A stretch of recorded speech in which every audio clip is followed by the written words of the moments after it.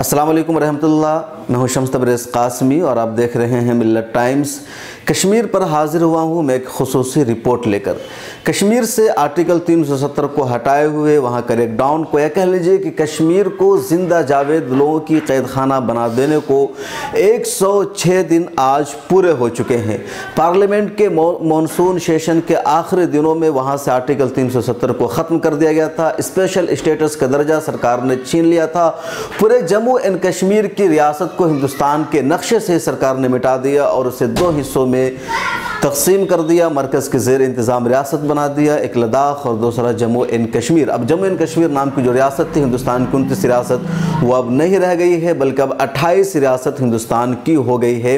और अब winter session शुरू हो गया है, लेकिन अब तक कश्मीर के लोगों को आज़ादी नहीं मिल सकी है। कश्मीर से आर्टिकल 370 को हटाने के लिए हुकूमत ने वहाँ फ़ौज लगा दिया था। मोबाइल फ़ोन की सर्विस बंद कर दी थी, इंटरनेट की सर्विस बंद कर दी थी, SMS की सर्विस बंद कर दी थी, लैंडलाइन की सर्विस बंद थी, लोगों की नकलो हरकत पर बंदिश आयत थी, टीवी चैनल्स बंद थे, केबल बंद थे, यानी ज़राए और राब्ते के तमाम तर असबाब को सरकार ने ब्लॉक कर दिया था। और आज 3 महीना से ज़ायद, बल्कि 100 दिन से ज़ायद कह लीजिए, 106 दिन हो चुके हैं, तो आज भी ज़्यादा आज़ादी कश्मीरी आवाम को नहीं मिल सकी है। सिर्फ लैंडलाइन की सर्विस बहाल हुई है, फ़ोन की सर्विस बहाल हुई, कुछ इलाकों में अभी भी फ़ोन पर बंदी शायद है, इंटरनेट मुकम्मल तौर पर बंद है, SMS की सर्विस बंद है। आवाम का, अपोजिशन का दुनिया भर का मुतालबा है कि कश्मीरियों को आज़ादी दी जाए। ह्यूमन राइट्स की जो वहाँ खिलाफ वर्जी हो रही है वो खिलाफ वर्जी बंद की जाए। अक़वाम मुत्तहिदा का बार बार मुतालबा हो रहा है, अमेरिका की बार बार रिपोर्ट आ रही है, लेकिन सरकार की कोई तवज्जो नहीं है। मानसून सेशन में 5 अगस्त को जब वो सेशन ख़त्म हो रहा था तो सरकार ने पहले राज्यसभा में फिर लोकसभा में बिल ला करके आर्टिकल 370 को ख़त्म कर दिया था। और अब 106 दिन गुजर जाने के बाद पार्लियामेंट का दूसरा सेशन शुरू हो गया, यानी विंटर सेशन आज 18 नवंबर को शुरू हो गया है।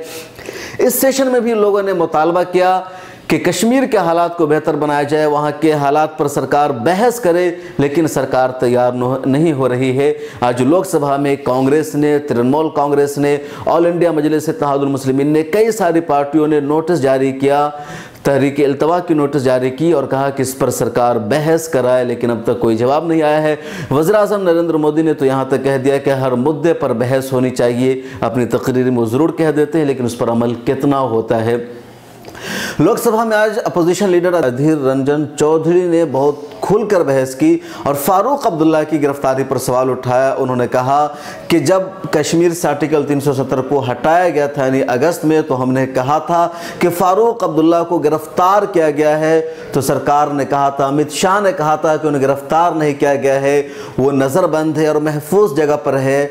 आज 106 दिन हो चुके हैं, फारूक अब्दुल्ला कहाँ है कुछ पता नहीं है। फारूक अब्दुल्ला MP हैं, मेंबर पार्लियामेंट हैं, उन्हें पार्लियामेंट में बुलाया जाए, उन्हें यहाँ आने की इजाज़त दी जाए, उनका ये बुनियादी हक़ है और वो ख़ुद अपने मसाइल बयान करेंगे, लेकिन सरकार इस पर कोई तवज्जो नहीं दे रही है।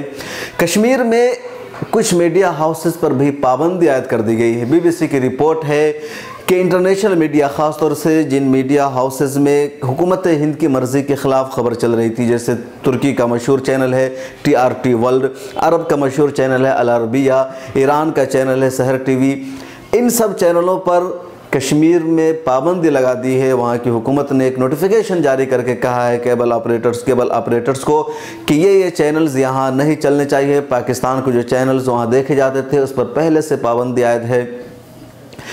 कश्मीर के हड़ताल को, कश्मीर के क्रैकडाउन को 106 दिन हो चुके हैं। ये कोई मामूली मुद्दत नहीं है, लेकिन सरकार अभी तक वहाँ से फ़ौज को नहीं हटा रही है।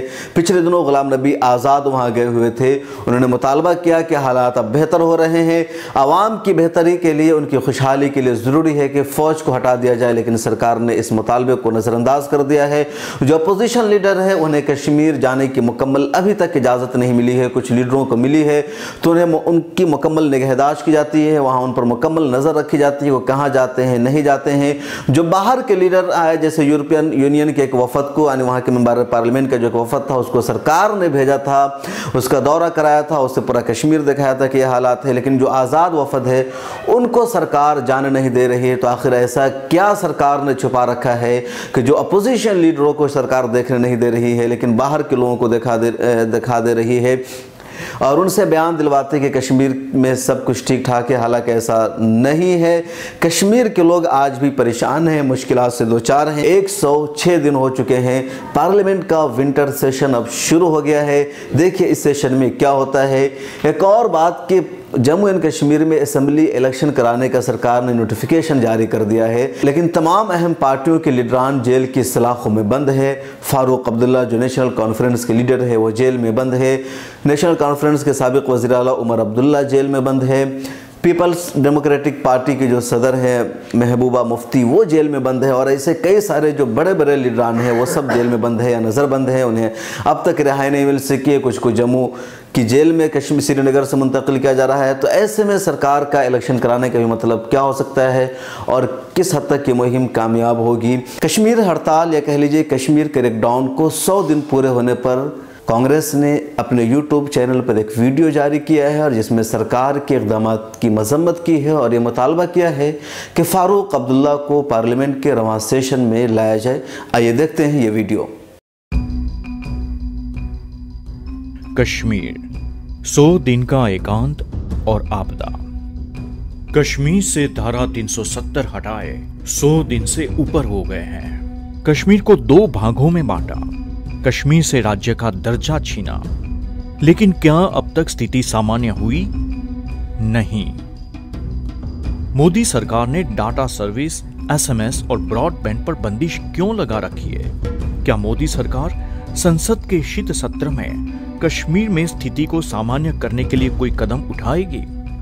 क्या हमें आगामी सत्र में फारूक अब्दुल्ला की आवाज सुनने को मिलेगी? नफरतों को बंद कीजिए। ये कैसा समाधान है जिसमें लोगों को बात करने की अनुमति नहीं है, बिजली नहीं है, दवाई नहीं है?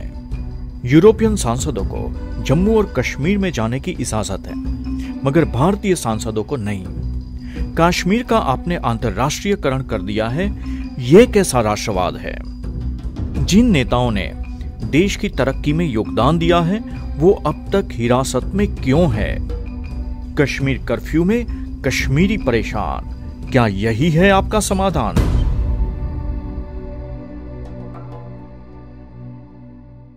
एक 106 दिन एक लंबी मुद्दत होती है और अब तक वो लोग क्रैकडाउन की सूरत हाल में हैं।